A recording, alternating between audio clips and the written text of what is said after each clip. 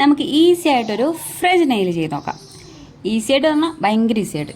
സലൂണിലൊന്നും പോകേണ്ട ഒരു കാര്യമില്ല ശരിക്കും പറഞ്ഞാൽ. അതിനുവേണ്ടി നമുക്ക് കുറച്ച് നെയിൽ കളേഴ്സ് വേണം. അതിൻ്റെ ഒരു ഷോ ഓഫാണിത്. ട്രാൻസ്പെറൻറ്റ് നെയിൽ കളർ നമുക്ക് മസ്റ്റായിട്ട് വേണം. പിന്നെ വേണ്ടത് നമ്മുടെ നെയിലിൻ്റെ സെയിം കളറിലെ ഒരു ഷെയ്ഡ് വേണം. പിന്നെ നമുക്ക് പ്യുവർ ആയിട്ടുള്ളൊരു വൈറ്റ് കളർ, ഇതുപോലത്തത്, ഇതും വേണം.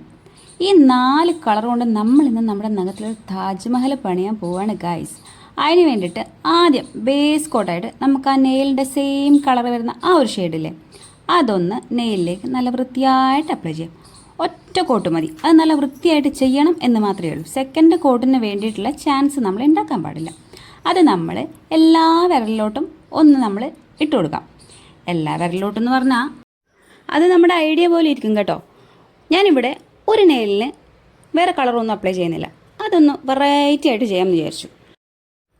ഇതുപോലെ എല്ലാ വിരലിലേക്കും നല്ല രീതിയിൽ നമുക്ക് ഈ ബേസ് കോട്ട് ഇതുപോലെ ഒന്ന് അടിച്ചു കൊടുക്കണം. എന്നിട്ട് നമ്മുടെ ആ മോതിര വിരലില്ലേ, അതിന് നമ്മൾ വിട്ടിട്ട് ആ കുഞ്ഞു വിരലിന് നമ്മളൊന്ന് ഈ കളർ ഇട്ട് കൊടുക്കാം. ആ വിരൽ അവിടെ നിൽക്കട്ടെ. അതിന് നമുക്ക് വേറെ എന്തെങ്കിലുമൊക്കെ വെറൈറ്റി ആയിട്ട് ചെയ്യാം എന്നാണ് ഞാൻ വിചാരിച്ചത്. പക്ഷേ വെറൈറ്റി ഒന്നും നടന്നില്ല ഗൈസ്. അങ്ങനെ നമ്മൾ ഈ കളർ ഇവിടെ ഫിനിഷ് ചെയ്യുകയാണ്. ഇതിൻ്റെ ഫൈനൽ റിസൾട്ട് കണ്ട നിങ്ങൾ തന്നെ പറയും, എന്തിനാണ് ഈ നെയിൽ എക്സ്റ്റൻഷനൊക്കെ നമ്മളിങ്ങനെ സലൂണിലൊക്കെ പോകുന്നത്. ഒരു ഫേക്ക് നെയിൽ വാങ്ങിയിട്ട് കയ്യിലോട്ട് ഒട്ടിച്ചിട്ട് ഇതുപോലെ ചെയ്യാം. അല്ലെങ്കിൽ നമ്മുടെ നെയിലിൽ നിന്ന് നല്ല സ്നേഹിച്ച് വളർത്തിയാൽ അത് തനിയെ വളർന്നോളും. എന്നിട്ട് നമുക്ക് ചെയ്യാമല്ലോ. അപ്പോൾ നമ്മൾ ആ വിട്ട ഒരു വിരലില്ലേ, അതിന് വേണ്ടിയിട്ടാണ് ഈ ഒരു സൂപ്പറായിട്ടുള്ള ഗ്രീൻ. ഞാൻ പറഞ്ഞില്ലേ എൻ്റെ ഒബ്സഷനാണ് ഈ ഗ്രീൻ എന്ന്.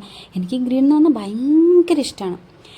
ഈ ഗ്രീൻ നമ്മുടെ ഈ മ്യൂറലൊക്കെ ചെയ്യുന്ന സമയത്ത് ഞാൻ അത് ചെയ്യാൻ വേണ്ടി ഇങ്ങനെ വെയിറ്റ് ചെയ്യും. അതുപോലെ തന്നെയാണ് ഞാൻ ഈ നെയിൽ പോളിഷ് എടുത്തപ്പോഴും ഇതൊന്ന് എപ്പോഴാണ് ഇടുക എന്നുള്ള ഒരു വെയിറ്റിംഗ് ആയിരുന്നു. എന്തായാലും ഈ കൂട്ടത്തിൽ ആ കളർ അടിപൊളിയായിട്ട് നിൽക്കുന്നില്ലേ, അത് മതി. അപ്പോൾ ഇനി ഇതൊന്ന് ഉണങ്ങാൻ വേണ്ടി വെയിറ്റ് ചെയ്യണം. അതിന് നമുക്ക് വേറെ യന്ത്രങ്ങളൊന്നുമില്ല. അപ്പോൾ നമ്മൾ എന്തിനാ ഇങ്ങനെ അങ്ങ് വെയിറ്റ് ചെയ്യണം. അതൊന്ന് നന്നായിട്ട് ഉണങ്ങിയതിന് ശേഷം മാത്രം ഈ വൈറ്റ് കളറില്ലേ, ഈ വൈറ്റ് കളർ നമുക്ക് എടുക്കാം. എന്നിട്ട് ഇതാണ് കുറച്ച് മെനക്കേടുള്ളതും കുറച്ച് ടാസ്ക്കുള്ളതുമായ ഒരു ടാസ്ക്, അങ്ങനെ വേണമെങ്കിൽ പറയാം.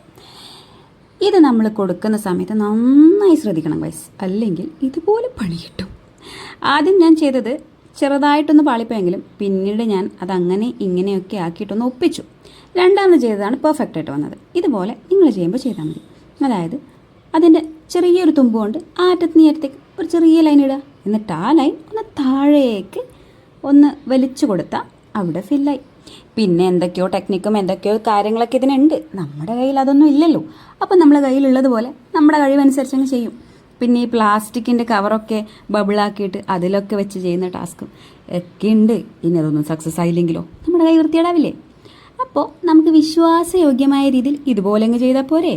പിന്നെ എന്തിനാ ഇത്രയൊക്കെ കഷ്ടപ്പെടുന്നത്?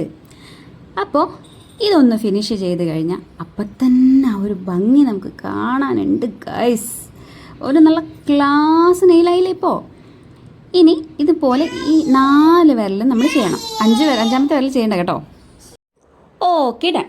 അപ്പോൾ ഇതാണ് ഇപ്പോൾ ഇതിൻ്റെ ഒരു ലുക്ക്. നല്ല ഭംഗിയുണ്ട് കാണാൻ. നേരിട്ട് കാണാനുണ്ടല്ലോ ഇതിനേക്കാൾ ഭംഗിയുണ്ട്. ഞാൻ ഇത്രയും പ്രതീക്ഷിച്ചില്ല കേട്ടോ ശരിക്കും. അപ്പോൾ എനിക്ക് തോന്നി ആ ഗ്രീൻ അങ്ങോട്ട് പ്ലെയിൻ ആയിട്ട് തന്നെ ഇടാമെന്ന്. അതല്ലേ അതിൻ്റെ ഒരു ഭംഗി. ഇനി അതിൽ അലങ്കോലപ്പണികളൊന്നും ചെയ്തിട്ട് കൊളാക്കണ്ടല്ലോ. ഉണങ്ങട്ടേന്നേ, അതിന് വേണ്ടിയാണ് ഈ വെയിറ്റിംഗ്. അതങ്ങ് ഉണങ്ങിക്കഴിയുമ്പോഴത്തേക്കും നമുക്ക് ഈ ട്രാൻസ്പെറൻ്റ് ആയിട്ടുള്ള വിളിക്കുന്നു ഇതിപ്പോൾ വരാം. ബൈ നമ്മൾ പറഞ്ഞു വന്നത് അതങ്ങ് ഡ്രൈ ആയതിനു ശേഷം ഈ ട്രാൻസ്പെറൻ്റ് ആയിട്ടുള്ള നെയിൽ പോളിഷ് എടുത്തിട്ട് അങ്ങോട്ട് അപ്ലൈ ചെയ്യുക. ഇത് അപ്ലൈ ചെയ്യുമ്പോഴേ നമ്മൾ ഈ അതിൻ്റെ ബ്രഷ് ഇട്ട് അങ്ങോട്ട് പരപ്പരെ ഉറക്കാൻ പാടില്ല കേട്ടോ. ചെറുതായിട്ട്, അതായത് ബ്രഷ് നമ്മുടെ നെയിലിൽ മുട്ടാൻ പാടില്ല. ആ നെയിൽ പോളിഷ് മാത്രമേ ശരിക്കും പറഞ്ഞാൽ മുട്ടാൻ പാടുള്ളൂ. അതൊന്ന് നൈസായിട്ടൊന്നിങ്ങനെ ഇങ്ങനെ വലിച്ചു കൊടുക്കുക. അപ്പം തന്നെ ഒരു ബ്രഷിൻ്റെ ലൈൻ പോലും ഇല്ലാതെ നല്ല ക്ലിയർ ആയിട്ടുള്ള നെയിൽ നമുക്ക് കിട്ടും. മറ്റേ ബ്രഷ് ഇട്ട് വലിച്ചു കഴിഞ്ഞാൽ ആ ബ്രഷിൻ്റെ ഇതുപോലത്തെ കളർ ഉണ്ടല്ലേ, ഈ ഒരു വര അത് വരും. അത് വരാതെ ഇതുപോലെ നല്ല അടിപൊളിയായിട്ട് ചെയ്യുക കേട്ടോ.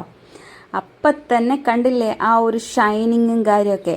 പിന്നെ നമ്മുടെ ആ ഗ്രീൻ നെയിലിനെ മറക്കരുത്. അതിനും നമ്മൾ നിർബന്ധമായിട്ടും ലാസ്റ്റ് കോട്ട് അടിച്ചിരിക്കണം. ഇതെല്ലാം ഒറ്റ കോട്ട് മതി. ആ ഗ്രീൻ മാത്രമാണ് ഞാനൊരു 2-3 കോട്ട് കൊടുത്തിട്ടുള്ളത്. ബാക്കിയെല്ലാം ഓൺലി 1 ലെയർ. അപ്പോഴാണ് അതിൻ്റെ ഒരു ഭംഗി ശരിക്കും വരുന്നത്. പക്ഷെ അത് വൃത്തിയായിട്ട് കൊടുക്കണം കേട്ടോ.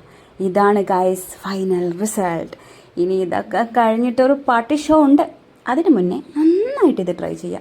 നന്നായിട്ടെന്ന് പറഞ്ഞാൽ നന്നായിട്ട്. വേറെ യന്ത്രങ്ങളൊന്നുമില്ല, നമ്മുടെ യന്ത്രമാണ് ഈ വായു നിന്ന് വരുന്ന കാറ്റ്. അപ്പോൾ അത് വെച്ചിട്ട് നന്നായിട്ടൊന്ന് ഡ്രൈ ചെയ്ത് ഇതുപോലുള്ള പട്ടി ഷോ സ്റ്റാർട്ട് ചെയ്തോളൂ ഗായ്സ്. ആ പട്ടി ഷോ ഒക്കെ ഒന്ന് കഴിഞ്ഞെങ്കിലേ മറക്കാതെ ലൈക്ക് ചെയ്യണം, അതിലും മറക്കാതെ സബ്സ്ക്രൈബ് ചെയ്യണം ഗൈസ് പ്ലീസ്. അപ്പോൾ ഇഷ്ടപ്പെട്ടെങ്കിൽ മറക്കാതെ കമൻറ്റ് ബോക്സിൽ വന്ന് പറയണം കേട്ടോ, ഇഷ്ടപ്പെട്ടു എന്ന്. ഇല്ലെങ്കിലും പറഞ്ഞോ, അതും ഞാൻ അക്സെപ്റ്റ് ചെയ്യാം. അപ്പോൾ ഇന്നത്രയേ ഉള്ളൂ. താങ്ക്